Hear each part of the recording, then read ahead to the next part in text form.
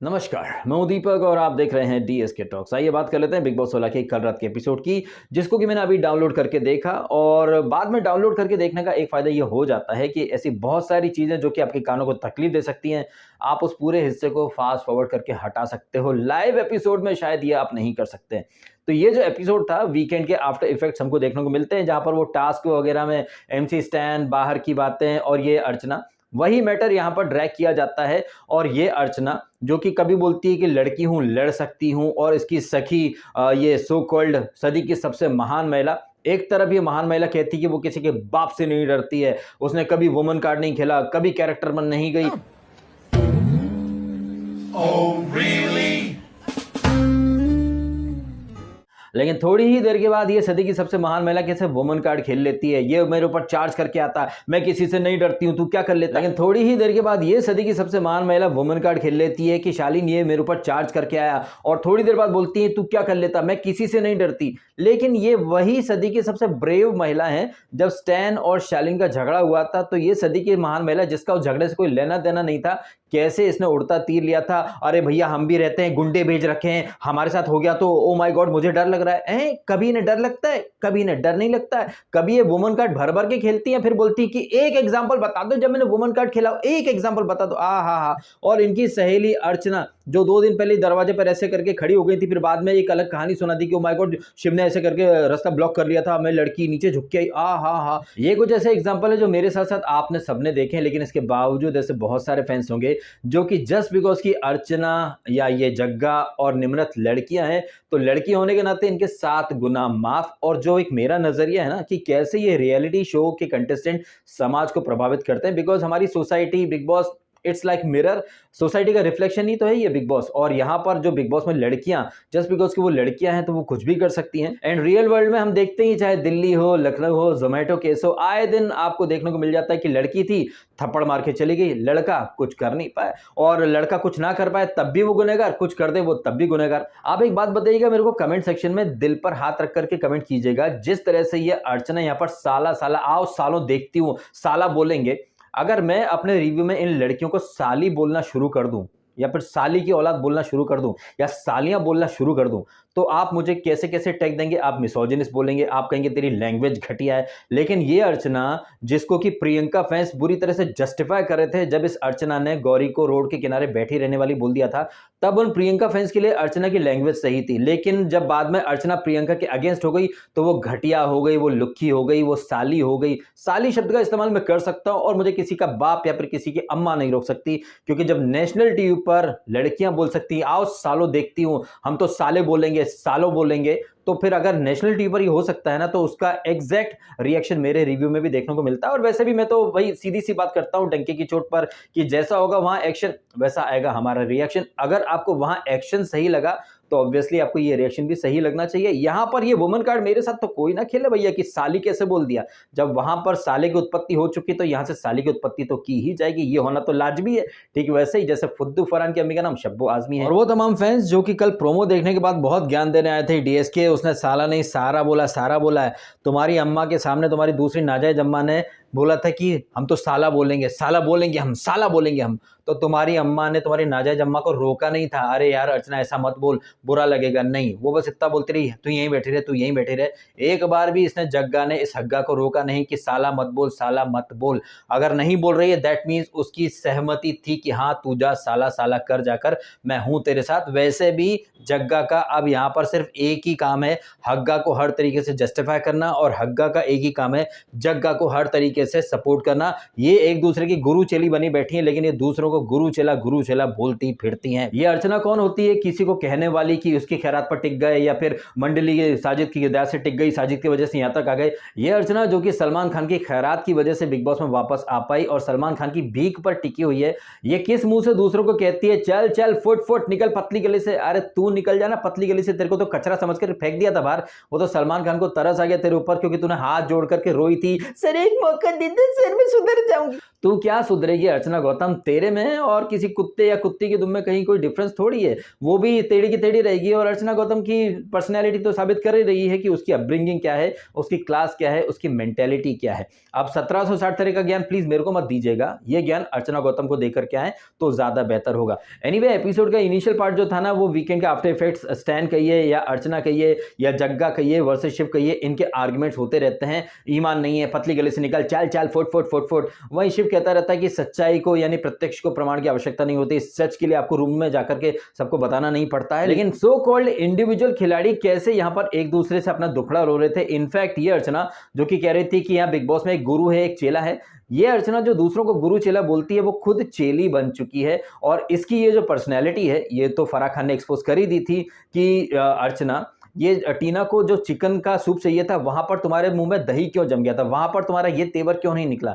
अर्चना ऐसी ही है। ये अर्चना जो कि दूसरों को चेला या गुलमटी बोलती फिरती है, ये खुद टीना की गुलमटी थी, ये अंकित की गुलमटी थी क्योंकि अंकित की कैप्टनसी में इसने कोई बवाल नहीं करा। ये अर्चना जो कि बड़ी दबंग बनती फिरती है, कैसे ये जग्गा की गुलमटी बन के बैठ गई आपने सबने देख लिया। और यही नहीं, ये अर्चना भी निम्रत के ऊपर भी डोरे डाल रही थी और निम्रत के पापा जी के कंधे पर बंदूक रख करके चला रही थी। लेकिन जैसा कि हमने इस एपिसोड में देखा और आज रात के एपिसोड का हमने प्रोमो देखा जहां पर अर्चना वर्सेस निम्रत हो रहा है, और निम्रत जो कि आज रात के एपिसोड में भयंकर रूप से चिल्लाएगी। निम्रत की बौखलाहट देखते ही बनती है, लेकिन निम्रत को हम कोई सिंपैथी नहीं देंगे, ऑल्दो वो मेरी फेवरेट निम्मो यार। निम्मो मतलब वैसे चिल्ला तो नहीं देख सकता because I love you Nimrat, but still तू गलत जा रही है निम्मो। तूने बोया पेड़ बबुल का तो तू आम कहां से कट गिरे निम्मो।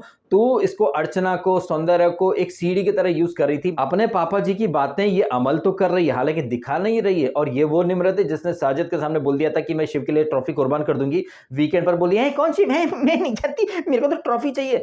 वैसे निम्रत जो है ना, इसके लिए ट्रॉफी का इंतजाम मेकर्स कैसे कर रहे ले, इसके बारे में कल शेखर सुमन बाबा हिंट देके गए। आपने सुना था निम्रत तुम ट्रॉफी तो जीत जाओगी लेकिन कोर्ट केस वो अकेले लड़ना पड़ता ना, ये एक हिंट भी थी भाई साहब। क्या आपने ये चीज नोटिस की या नहीं की? अपन ने तो नोटिस किया भाई।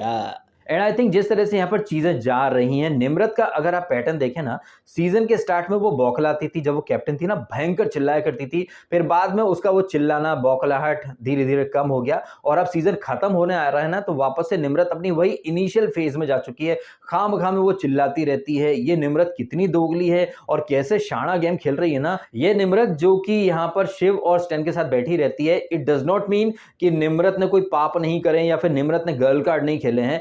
आपको याद होगा वो पेंटिंग वाली जो टास्क थी, वहां पर इसने सौंदर्य को कैप्टन बनाया था। रीजन क्या दिया था? Girl power, girl power, girl power. तो टाइम एंड अगेन निम्रत ने भी feminism card, girl power, women empowerment, ये सारे कार्ड खेले हैं। और कल रात के एपिसोड में तो उसने क्या त्रिया चरित्र दिखाया भाई साहब। तुम शिव को टोंट मार सकती हो कि तेरा तो ऑक्सीजन वाला पार्टनर चला गया, तेरा तो डांस पार्टनर चला गया, लेकिन शिव उसी अंदाज में जवाब दे तो ओ माय गॉड, मेरी मस्ती मस्ती तेरी मस्ती डिबेट हो जाती है बे। तूने ऐसे कैसे बात करी? मैं 17 वीक से सबका टोंट झेलती चली आ रही हूँ, फेडअप हो चुकी हूँ, सैचुरेशन आ चुका है। अच्छा, तुम वही हो ना निम्रत देवी जो कि शिव से 2-3 वीक पहले जब तुमने वो अमर अकबर एंथोनी टाइप का कुछ पीला पीला पहन रखा था, अमिताभ बच्चन जैसे बेल बॉटम वाला, तुम आकर के इसको हक करती हो शिव को और बोलती हो कि तू मेरे पे हक नहीं जता सकता, सारे हक क्या मेरी तरफ है, तू भी तो तेरी तरफ से हक जता। अब बंदे ने हक जता करके मस्ती कर दी तो आई डोंट लाइक इट। तू मेरी परेशानी नहीं समझ रहा है, तू मस्ती मत करा कर, तेरी मस्ती डिबेट हो जाती है, मेरी मस्ती मस्ती होती है, तेरी मस्ती एक एलिगेशन होती है, एक डिबेट होती है। क्यों? क्योंकि मैं गर्ल हूं और गर्ल पावर या गर्ल कार्ड खेलना मेरा जन्मसिद्ध अधिकार है। Okay bye guys. निम्रत भी भर भर के एक स्क्रिप्ट ही फॉलो कर रही है, और चूंकि क्या है ना कि उसके कोई मुद्दे तो होते हैं नहीं, उसे बोला गया कि बेटा तुम दिखते नहीं हो, तो NIM का उल्टा WIN, तो यहाँ पर निम जो है ना वो विन वाले मोड में आने के लिए जबरदस्ती में पंगे करना चाहती है, दिखना चाहती, सो दैट लगे कि निम्रत अकेली कभी ना खेली का जो नैरेटिव था ना वो एक पंक्चर नैरेटिव था। निम्रत अकेली है और दमदार तरीके से खेली है, ये दिखाने के लिए निम्रत खाम आर्ग्यूमेंट भी कर रही है। और इसी फलसफे या फिर इसी पैटर्न के तहत अर्चना और उसका मुद्दा भी होगा, जहां पर अर्चना ने जबरदस्ती में उंगली करी है। पता नहीं क्यों जिस तरह से सारी चीजें जा रही हैं, निम्रत को सिंपैथी पर सिंपैथी दिलवाई जाएगी। क्या पता अर्चना को भी इंस्ट्रक्शंस मिले हो कि भैया तू कुछ ऐसा कर कि निम्रत बहुत ज्यादा विक्टिमाइज्ड या फिर परेशान या अबला नारी दिखे, तो अर्चना को क्या है कि जो इनपुट या फिर टिप्स वगैरह दिए गए होंगे ना, वो उसी टिप्स के अकॉर्डिंग चल रही है। क्योंकि ऐसा तो हो ही नहीं सकता ना कि वीकेंड का वार में जिस लड़की को वैम्प बोल दिया गया हो, जिस लड़की को बुली बोल दिया गया हो, जो लड़की वीकेंड पर झूठी साबित हो चुकी हो, उस लड़की का साथ आप फिर भी क्यों दोगे,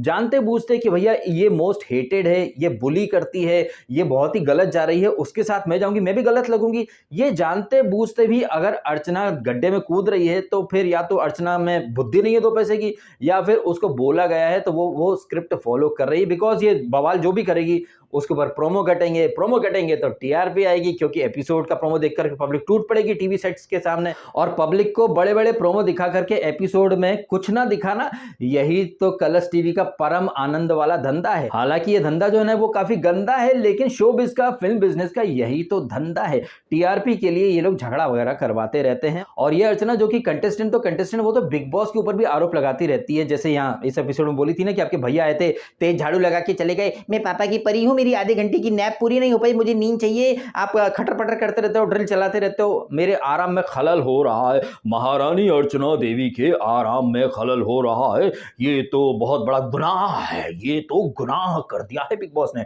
कहीं ऐसा ना हो कि अर्चना बिग बॉस को लात मार के निकाल दे बिग बॉस के घर से। मैं देखना चाहूंगा कि बिग बॉस ये सारी हरकतें कब तक बर्दाश्त करते हैं, क्योंकि ऑडियंस की तो क्या है कि एक लिमिट होती है। हम लोग तो भाई म्यूट कर देते हैं या फिर फास्ट फॉरवर्ड कर देते हैं या फिर हद से चैनल बदल लेंगे, लेकिन बिग बॉस को और वहां जो कंटेस्टेंट हैं उनको तो अर्चना की नौटंकी नॉन स्टॉप झेलनी ही पड़ेगी। काम की न काज की, होता कुछ नहीं उससे, कोई टास्क उससे हुई नहीं है, जग्गा से भी कोई टास्क नहीं हुई है, लेकिन खुद को महान दिखाना है। लेकिन joke of the century is Tina Datta को लगता है कि जग्गा से बेटर कोई टास्क परफॉर्मर नहीं है। जबकि आपने सामने देखा है, चाहे वो फन टास्क हो जो जहां पर भारती और उसके पति आए थे, जग्गा हग्गा टीना इनसे कुछ नहीं हो पा रहा था। और जो सीरियस टास्क होती है वहां तो पूछिए मत। और ये अर्चना जो कि सबसे ज्यादा सोती रहती है, ये दूसरों को बोलती है सोते सोते जाना है इनको फिनाले में, सोते सोते जाएंगे भाई साहब, हैं मेहनत करें हम, फिनाले में जाओ तुम सोते सोते हैं। जबकि सबसे ज्यादा ये अर्चना खुद सोती रहती है। कुंभकर्ण की दूसरी औलाद है अंकित के बाद, जो कि सोते सोते फिनाले में जाना चाहती है। सबसे ज्यादा लाडली पापा की परी बनी फिर रही है, हमारी नींद में खलल हो गया, कॉमन सेंस लाओ बिग बॉस। कॉमन सेंस की बात अर्चना कर रही है। ओ माय गॉड, वो अर्चना जिसको बुद्धि छू करके नहीं गुजरी, वो कॉमन सेंस की बातें करती है। बताइए भाई साहब, दर वीकेंड इसको आईना दिखाया गया, इसकी खास सहेली को आईना दिखाया गया। अगर कॉमन सेंस होता इसे अर्चना में, तो ये इससे प्रियंका से 6 फुट की दूरी बना लेती कि ना भैया ना, तू मोस्ट हेटेड कंटेस्टेंट है, तेरे साथ मैं रही तो मैं भी मोस्ट हेटेड बन जाऊंगी। लेकिन नहीं, कॉमन सेंस, अरे बाप रे बाप कॉमन सेंस की बात अर्चना कर रही है। ओ माय गॉड, ये तो जोक ऑफ द मिलेनियम हो गया भाई अर्चना के स्टाइल में और जग्गा के स्टाइल में और ये 2 लड़कियां जो कि खुद को इंडिविजुअल बोलती हैं, लेकिन दुनिया को किसे वो चूना लगा रही हैं। इनके इस गेम को स्टैन ने काफी अच्छे तरह से डिकोड भी करा और लाइव फीड के भी कुछ क्लिप्स आए जो कि मैंने ऑलरेडी डाल दिए हैं इंस्टाग्राम पर, आप चाहें तो देख लीजिएगा, जहां पर ये दोनों लड़कियां प्लान कर रही हैं कि उंगली करेंगे, चलो तिल्ली लगाते हैं, माचिस लगाते हैं, वो बौखलाएगा। ऑल्दो ये प्रियंका और ये अर्चना जो कि खुद को सबसे रियल बोलते हैं, खुद को सबसे सच्चा बोलते हैं, लेकिन इसी प्रियंका ने 2-3 एपिसोड पहले टीना के साथ बातचीत में फ्लो में बोल दिया था कि वो तो दिखने के लिए फाइट करती है। और ये जो दिखावे की फाइट वाला जो गेम है ना, इसको स्टैन ने पकड़ लिया है। उसके साथ साथ आई एम श्योर आपने सबने पकड़ लिया होगा, दुनिया को दिखाने के लिए कि देखो हम इंडिविजुअल हैं, आपस में लड़ते भी हैं, लेकिन वो रहते साथ में हैं। ये जो नैरेटिव जो ये दिखाना चाहती है ना प्रियंका और अर्चना की, देखो हम तो इंडिविजुअल हैं, हम अगर दोस्त होते तो लड़ते नहीं। अरे वो दिखावे की लड़ाई लड़ते हैं, दिखावे के लिए नचनी रोटी के ऊपर या फिर कैरियर के ऊपर खाम ये लोग आर्ग्यूमेंट करते रहते हैं। सिर्फ फेक फाइट करना ही इसका अर्चना और प्रियंका का गेम है।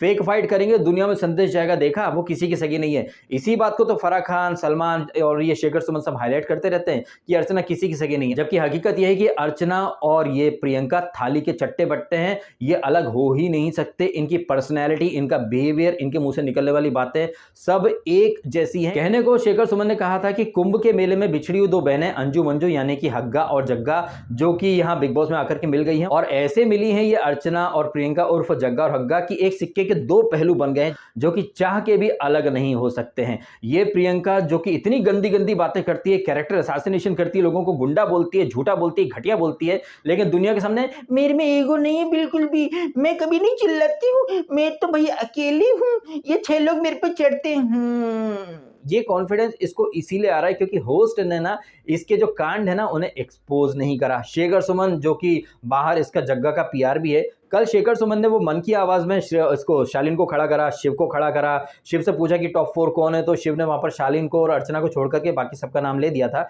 एंड चूंकि मैंने शेखर सुमन का जो सेगमेंट था ना वो काफी हद तक फॉरवर्ड कर दिया था, फास्ट फॉरवर्ड कर दिया था, लेकिन जहां तक मुझे याद है फास्ट फॉरवर्ड में भी मैंने ऐसा कोई सीन या ऐसी कोई तस्वीर आंखों के सामने आई नहीं जहां पर प्रियंका के मन की आवाज सुनाई गई हो। अगर सुनाई गई हो तो प्लीज मुझे करेक्ट कीजिएगा, बिकॉज जहां तक मैंने देखा शालीन, एमसी स्टैन, अर्चना और शिव के मन की आवाज वहां पर इसने शेखर सुमन ने कही थी। एंड शेखर सुमन जो बातें कर रहे थे वहां पर एक बात ना मैंने रिवाइंड करके एक नहीं 2-3 दफे सुनी, जहां पर वो कह रहे थे कि निम्रत ये ट्रॉफी तुम भले ही जीत जाओ लेकिन तुम वकालत नहीं जीत सकती या केस नहीं जीत सकती क्योंकि वहां अकेले लड़ना पड़ता है। इतना सुनते से ही प्रियंका और अर्चना ने अपनी बत्ती सी फाड़ के जो हंसी हंसी है, गले में लटकता कौवा भी दिखा दिया कि कितना काला था, कितना पीला था, ब्रश कराया नहीं करा, दांतों में क्या धनिया छुपा था या पालक लगा था, सारी चीजें दिख गई। इतना बड़ा मुंह फाड़ के वो हंसती हैं। किस बात के ऊपर? निम्रत की इस बात के ऊपर कि निम्रत तुम्हें ट्रॉफी भले ही मिल जाए लेकिन तुम कोई वकालत का केस नहीं जीत सकती क्योंकि तुम अकेले नहीं लड़ सकती।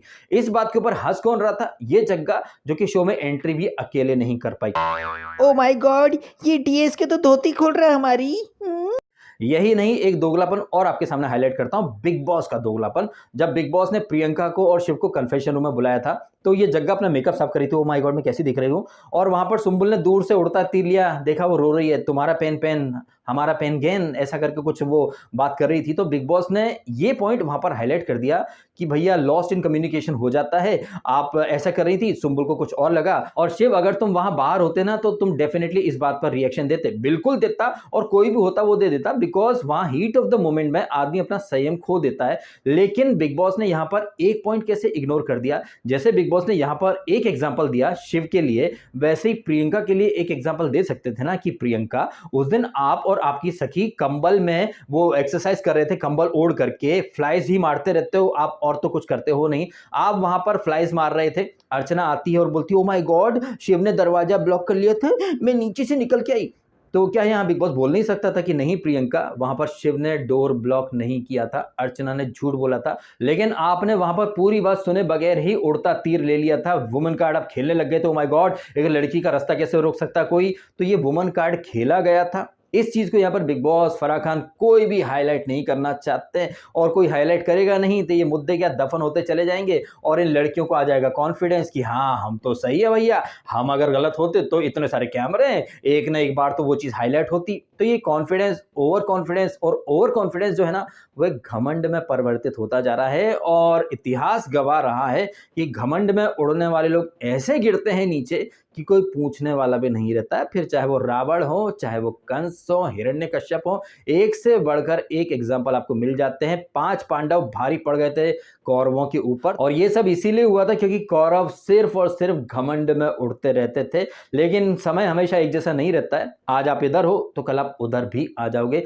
इसलिए समझदार इंसान वो रहता है जो ठोकर खाकर ना थोड़ा सा सीख जाए। अर्चना और प्रियंका को बार बार ठोकर पर ठोकर मिल रही है, लेकिन अर्चना और प्रियंका ये दोनों ही विनाशकाल विपरीत बुद्धि वाले मोड में चल रहे हैं, उन्हें अभी पता ही नहीं चल रहा कि वो कितने गलत जा रहे हैं। अच्छा, गलत से मुझे याद आई अर्चना और प्रियंका की गलतफहमी, स्पेशली अर्चना की, जो कि यहाँ पर हर चीज का ब्लेम शालीन के ऊपर डाल रही है कि शालीन की वजह से सौंदर्य की छींचा लेदर हो गई, टीना का भी कैरेक्टर असैसिनेशन हो गया। जब अर्चना के मुंह से मैं ये बातें सुन रहा था तो मुझे लगा कि अर्चना बिग बॉस में ही रह रही है या फिर वो कुछ दिन के लिए कहीं बाहर गई थी, क्योंकि वीकेंड पर सलमान खान ने कहा था कि भैया टीना तुम उसे हिंट देती हो, इशारा करती हो, और ये सौंदर्या वॉशरूम में गई थी, शालीन के साथ तो नहीं गई थी ना। मतलब ये लड़कियां देखो खुद ये किसी के बम पर थप्पड़ मार देंगी, किसी के साथ वॉशरूम में चली जाएंगी, वहीं टीना जैसी लड़कियां नेशनल टीवी पर किसी को oh my god Shalin Bhanot make me fall in love, मतलब ये खुद करेंगी तो इनकी छींचा लेदर नहीं होगी, लेकिन कोई लड़का कुछ बोल दे, बोलने से भाई छींचा लेदर हो जाती है। और इस अर्चना को मैं सही बता रहा हूं यार, इतनी तगड़ी बैशिंग मिलनी चाहिए, लेकिन मेरे ये दिल के अरमा आंसू में बह जाते हैं। साला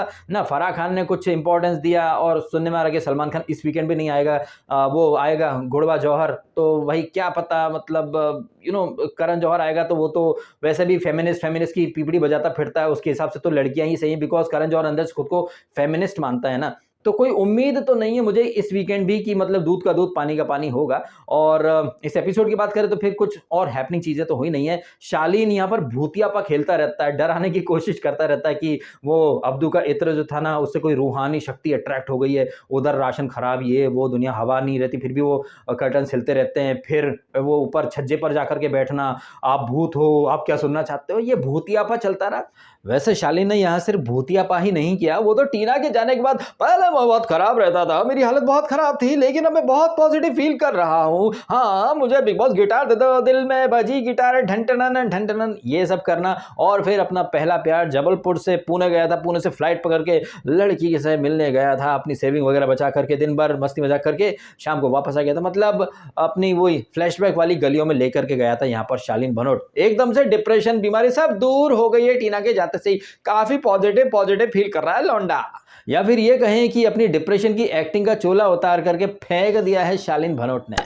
तो मतलब ये एपिसोड जो था ना वो शालीन का भूतियापा, अर्चना प्रियंका का चूतियापा, इसके ऊपर ही सीमित होकर के रह गया है। स्टैन ने काफी अच्छे तरीके से एक्सपोज करा है इसको। जग्गा कोई जो बोलती फिरते ना, आ जाओ मेरे पीछे, आ जाओ मेरे पीछे, बहन तुम्हारे पीछे कोई नहीं आता। आम इंसान जो रहते हैं ना, सामान्य तौर पर इंसान जो रहते हैं वो एकदम आमने सामने आके बात करना प्रेफर करते हैं। और तुम क्या होगे, अपना बात बोल करके निकल जाती हो, सामने वाला अपना पॉइंट कैसे रखे, उसे रखने के लिए आना पड़ेगा ना। तो पीछे आएगा तो ओ आ जाओ मेरे पीछे, आ जाओ मेरे पीछे। और ये कितनी जल्दी बातों को घुमा डालती है ना। आपने खुद ने देखा कि कितनी जल्दी इसने बातों को ट्विस्ट कर दिया। यहाँ पर MC स्टैन इसके भाई या फैमिली पर नहीं गया था, वो ये कह रहा था कि जैसे तुम लड़कियां मेरे साथ गर्ल कार्ड खेलते हो, तुम्हारे भाई के साथ अगर कोई लड़के से गर्ल कार्ड खेल जाएगी तब तुम्हारी फैमिली पर क्या बीतेगी। वो यहाँ पर ये समीकरण या फिर ये वाला यहाँ पर पॉइंट प्रूव कर रहा था, लेकिन नहीं, ये मेरे भाई पर गया है। हाउ डे यू, अरे वाह वाह वाह। आई विश कि आपके साथ ऐसा कुछ ना हो, लेकिन अगर कल को तुम्हारे भाई के ऊपर किसी लड़की ने मीटू का चेपुआ चिपका दिया तो तुम लोग अपने भाई को ही सपोर्ट करोगे, वहां पर उस लड़की को सपोर्ट नहीं करोगे। तो यहाँ नेशनल टीवी पर जो ये वुमन कार्ड का ये जो प्रसारण कर रहे हो आप लोग, ये समाज के लिए कितना प्राण घातक हो सकता है ना। ये वाला पॉइंट यहाँ पर MC स्टैन प्रूव करना चाहता था, लेकिन नहीं, ये लड़कियां तो बैल बुद्धि है, मंद बुद्धि है, इनको तो सीधी बात समझ में आती है। ये मेरे भाई पर गया है, ये मेरी फैमिली पर गया है, मैं इसके भाई पर नहीं गई। तुम्हारी सहेली तुम्हारे सामने बैठ करके साले हैं, साले हैं, आओ सालो देखती हूँ, ठोक डालूंगी, चीर दूंगी, फाड़ दूंगी, निकल घटिया, चीर दूंगी। अरे टास्क में चीर के दिखा ना, वहां तो चीरा नहीं जाएगा, इनसे बैठ जाएंगी। कॉमन सेंस समझो बिग बॉस, मेरी नींद पूरी नहीं हुई है। पापा की परी बिग बॉस में आई क्यों यहाँ पर, अपने पापा के पालने में जाके सोती रहती, ये बनेंगे नेता, लपड़ झंडिस कहीं के साले। और ये कितनी जल्दी बातों को घुमा डालती है ना। जैसे ही स्टैन ने कहा था ना कि ये लड़की गाली देती है, ये लड़की गाली देती है, वो कह रही थी एक एग्जांपल बता दो जहां मैंने गाली दी हो। और जब स्टैन जाकर के बोलता है कि तुम शालीन से कुछ बात करी थी तब तुमने ऐसा बोला था, तो सबूत दिखा दो, सबूत दिखा दो, सबूत दिखा दो। तेरे को नहीं पता क्या कि बिग बॉस के अंदर रह करके सबूत नहीं दिखा सकता कोई। और अगर प्रियंका को अपने ब्लेंडर के सबूत देखने का इतना ही शौक है ना, तो मैंने इंस्टाग्राम पर काफी सारे रील्स डाल रखी हैं। आई होप कि कलर्स वाले उन रील्स को डिलीट ना करवा दें, स्ट्राइक ना लगवा दें। एंड अगर ऊपर वाले की दया दृष्टि से वो रील्स अगर बची रहती हैं तो प्रियंका जी आप आइए, आपका बहुत स्वागत है। आपकी अच्छे से खातिरदारी करने के लिए सारी रील्स पड़ी हुई है, एक एक रील खोलिएगा और देख लीजिएगा अपना दोगलापन। एनीवे, इंस्टाग्राम पर नहीं, वापस से एपिसोड पर आ जाते हैं। तो यहाँ एक चिंग की वो ड्रैगन चटनी वाली टास्क होती है। निम्रत को फ्री फंड में कैप्टनसी भी मिल गई। अब यहाँ फ्री फंड में उसको समोसा पाव भी मिल रहा था और शिव ठाकरे ने ऑलरेडी डिस्टेंस मेंटेन करना शुरू कर दिया, इसलिए शिव ने पहले ही बोल दिया कि भैया तेरा समोसा पाव में मेरे को नहीं आना, लेकिन वो जबरदस्ती करती है। तो वहां पर स्टैन जाता है उसके साथ, जबकि शालीन की जीभ लपलपा रही थी। दो लोग खा रहे हैं, तू वहां खड़ा क्या कर रहा था। शालीन का मतलब ऐसा था कि उसका बस चल जाए तो वो एक समोसा उठा करके भाग जाए। ये सब चीजें रही हैं। और निम्रत फिर बाद में बोलती रहती कि आई एम 28, मैं 18 के नहीं हूँ, ये टपली मारता रहता है यार, मैं भी मतलब भर चुकी हूँ। निम्रत का भी क्या वुमन कार्ड खेलने का टाइम आ चुका है, या फिर ये कहें कि उसे एक इनपुट आ चुका है, या फिर पहले से ही बताया गया होगा कि आखिरी 2 वीक में तू ऐसे चलना, खुद को दुखियारी, सताई हुई अबला नारी के रूप में पोर्ट्रे करना, सो दैट सिंपैथी मिले और तेरे को ट्रॉफी देने का जस्टिफिकेशन मिल जाए मेकर्स को। जैसे कि निम्रत के पापा जी बोल गए थे ना, बेटा आपको पुश कर रहे हैं तो जस्टिफाई कैसे करेंगे, आप ना हट जाओ मंडली से, आप गो सोलो, फ्लाई सोलो, हाँ, अदरवाइज वो जस्टिफाई कैसे करेंगे। तो निम्रत के पिताजी यानी कि मिस्टर अहलूवालिया की जो बातें थी ना, वो एक हिंट दे करके गई हैं हम सबको कि मेकर्स कुछ ऐसा करेंगे जिसे जस्टिफाई करने के लिए निम्रत बेटा कुछ कर लो। इसीलिए निम्रत अब क्या है कि चिल्लाना, चीखना और कहीं ना कहीं शिव से लड़ना। इसीलिए निम्रत जो है ना वो बीच में सौंदर्या और अर्चना की क्लोज हो गई, शिव से एक दूरी बढ़ाने की कोशिश कर रही है। और ये दोस्ती दोस्ती की पिपड़ी क्या बजाती रहती है। निम्रत तुम डे वन से शिव की दोस्त नहीं थी। शिव के जो दोस्त है ना वो डे वन से साजिद, अब्दू और स्टैन थे। सुम्बुल भी बीच रास्ते में आई है और निम्रत तुमको तो जबरदस्ती इस गाड़ी में बिठा दिया गया है। तो ये कहना कि तुम दोस्त तो वो स्टैन के साथ बैठा रहता है, मेरा भी हक है, तुम्हारा कोई हक नहीं उसके ऊपर।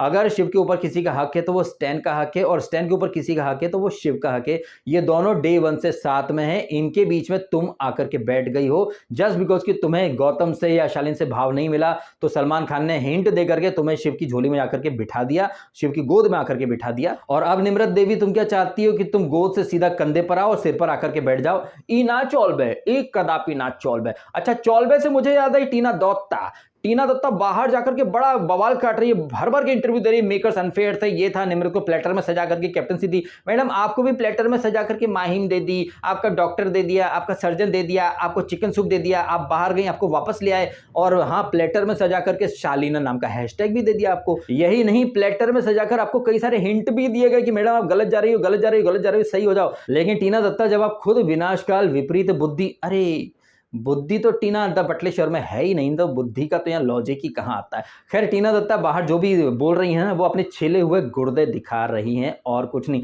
अच्छा, दिखाने से मेरे को एक चीज याद आई है, ये अंकी ने बिग बॉस के अंदर लंदन वाली बात खोल दूं, लंदन वाली बात। अब ये एक तस्वीर मेरे पास आई है ट्विटर के थ्रू, जहां पर लंदन में ये परी दी के साथ कौन है भाई साहब? क्या अंकी इसी के बारे में बात कर रहा था क्या, कि मतलब एक हाथ में अंकी, दूसरे हाथ में कोई और? क्या यही बात खोलना चाहता था क्या वो इस उल्लू ऐप की पॉर्न स्टार के बारे में? आई डोंट नो क्या है क्या नहीं, लेकिन दाल में काला नहीं, पूरी दाल ही काली है, जिसके बारे में अंकी ने इशारा करा था। तो ये फूफू करने वाली स्मोकिंग स्केलेटन कितनी सती सावित्री है, आपको तो समझ में आ ही रहा होगा। ऐसा कोई सगा नहीं जिसे फूफू करने वाली स्मोकिंग स्केलेटन ने ठगा नहीं।